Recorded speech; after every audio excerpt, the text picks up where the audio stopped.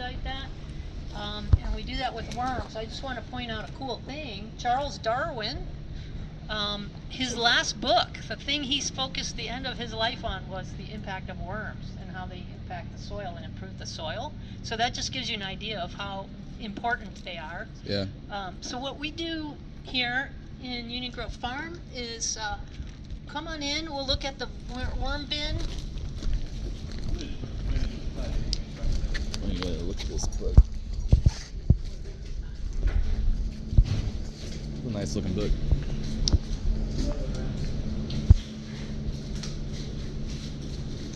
So this is our worm bin, and it's a very cool design. We purchased this used, and it is a beautiful design. 16 by 4 feet. We put about 40 pounds of raw chopped up food that we collect from the high school. After the high schoolers don't eat all the healthy food, they put it in a bucket for us, and we chop it up in a wood chipper. And then we lay it out here, about 40 pounds, and we cover it with some raw compost. So by raw compost, I just mean we put compost together, and after it's not hot anymore, but it's not finished, we'll put it on top here. And when you cover it with a couple inches of compost, you don't have the flies and everything. It's a really clean, beautiful system. And what's especially nice about it, it's got this continuous flow system. So we keep adding food and raw compost, and then this motor actually will run and cut out compost and drop it down there. And it just so happens we've reserved harvesting for your delight to see it operate. Yes. So Patrick, he works at the farm. He also happens to be my husband, and he's going to run this for you. It's a little bit loud, but you'll see it. You might want to bend down. The bottom of the is not solid. It's just a grate. So feel free to come up, watch this in action, but you're going to see a lot of soil dropping as this is moving back and forth. Very cool. So turn it on.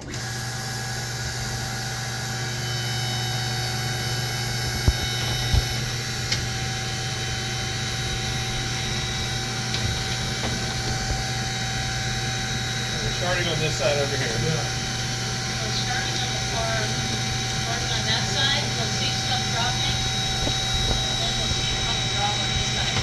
We built these wooden bins, little wheels on them, so we just built boxes out of 2x4s, plywood, and we got some wheels off of Amazon, strip them on the bottom.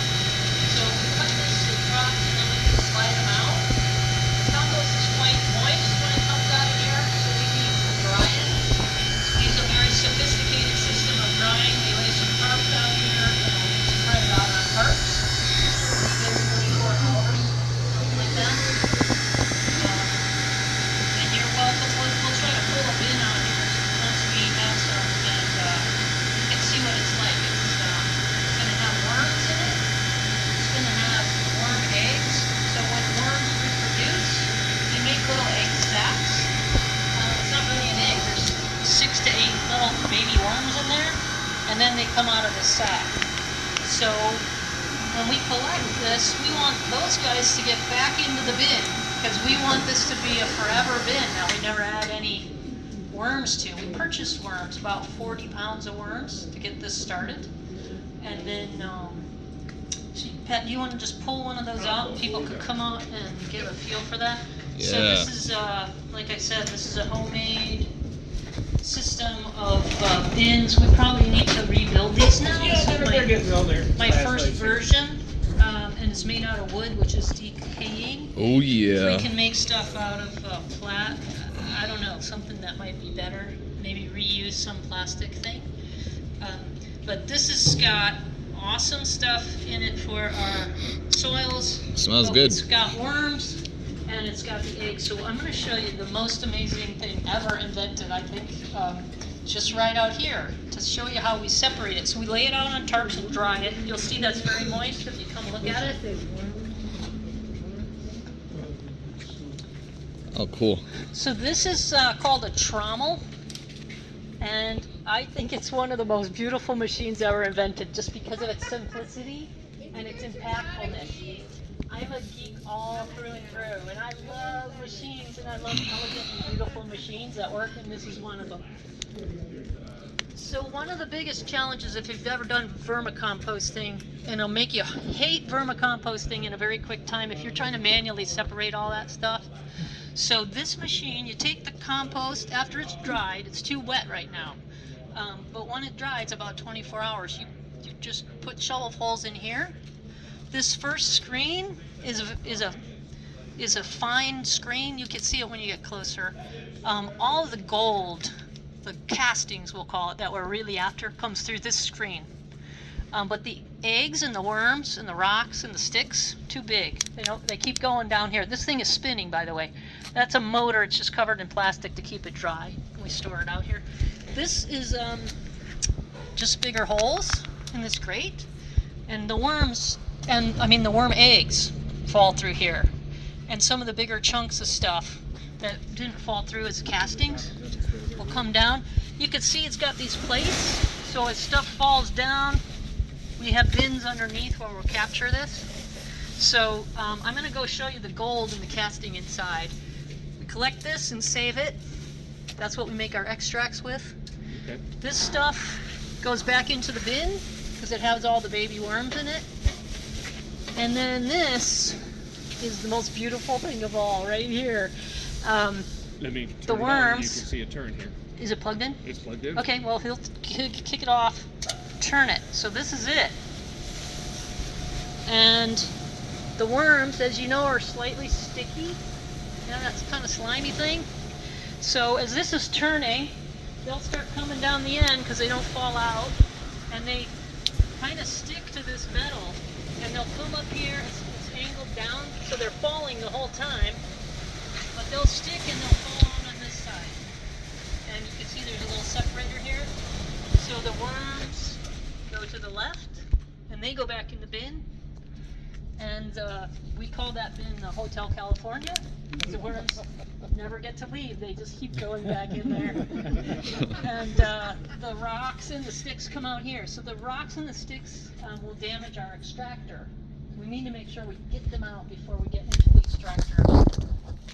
If we ever get a rock through that extractor and rip that stainless steel stuff in there, this is going to be a very bad day. Thank you, Pat. So this machine makes vermicomposting a pleasure. Otherwise, it's a nightmare. So don't try vermicomposting unless you have. It doesn't have to be this big. It doesn't have to be this fancy. You can go on YouTube and see how to make them. You can buy one used. You go can. online. Have you seen the video from turning one of those cement turners, the cement mixers? And you So Samuel's telling us about a cement mixer that yeah, can be used to do yeah. this? You can go to Harbor Freight and spend $150 Harbor bucks, Freight. and then a fashion screen like that. You make your own frame with screen and attach it to the cement mixer. Yeah, and then Yeah, it and does it the can do same that? thing. Yeah. So there's a lot Yeah. of options to potentially build or buy or something. We bought this, and it's nice because it's very well designed, and this plate's really nice. But there's a million ways to make this work for you. So let me show you the gold that comes out of this machine.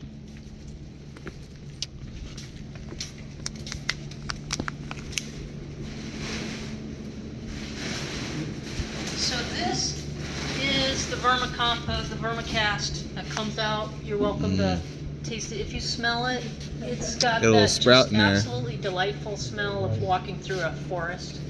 You know what That kind of very sprouts smell. these are? There's some sprouts and I don't know what they are, Man, but I like to have living roots in any of my compost, so that's fine.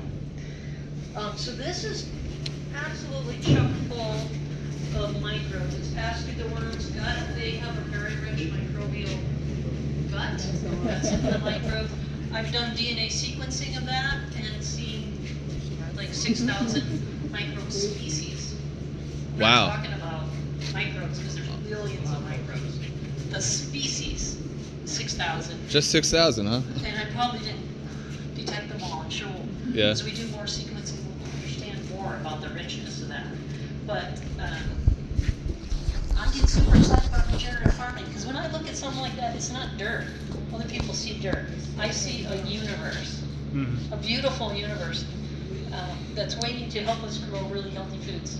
So now we have these microbes, but you can see we have hundreds of acres of vines, and there's not a lot of castings there. we get about 200 pounds of castings a week from this continuous flow system. And we need to get the microbes from that bin out onto our vines. So the way we do it is this extractor. Yes. So About once a week, we'll take off. Once a week they harvest the bin. yeah, so we're harvesting about once a week. So you could manage this in different ways. Like in the summer when we need more extract, you could harvest more and deplete what's in there. And then in the winter we let it go up and harvest less volume. We don't need so much. There's some flexibility there, but we typically harvest once a week. And so then the magic castings go into this really cool extractor. So it's two parts. This is really just, you can see it's a screw. It's just made to move the compost up to the top, drop it into the machine. And inside this box is another screw that moves the soil up, and there's sprayers that are spraying and spraying and spraying. So we're washing the microbes out of the soil, and it's going into this bin, and then it's pumped up into these big tanks.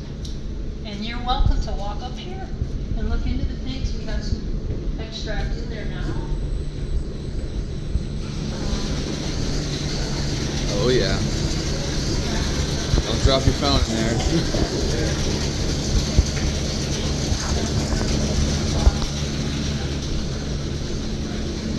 Watch your head. Just clean water. Like bleach? Smell bleach.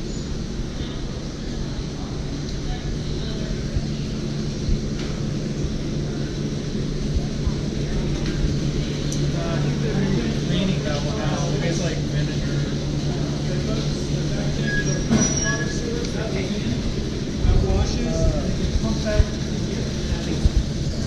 And then do you aerate in here? Can aerate in this tank. It says an aeration hose.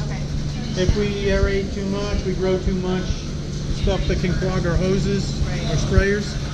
So Because when you generally grow the don't use biology, that. they create a mucilage. Is that what you're talking about? you can ask Laura that. Okay, okay.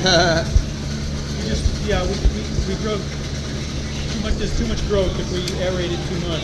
We generally use it as fast as we make it. Okay. So yeah, we haven't done this. I've been here since like early September. Yeah. Constantly doing this. So there's those tubes in the bottom. You're percolating air through it. Not on this tank. Oh, This is the only aerating tank tank. has the aeration.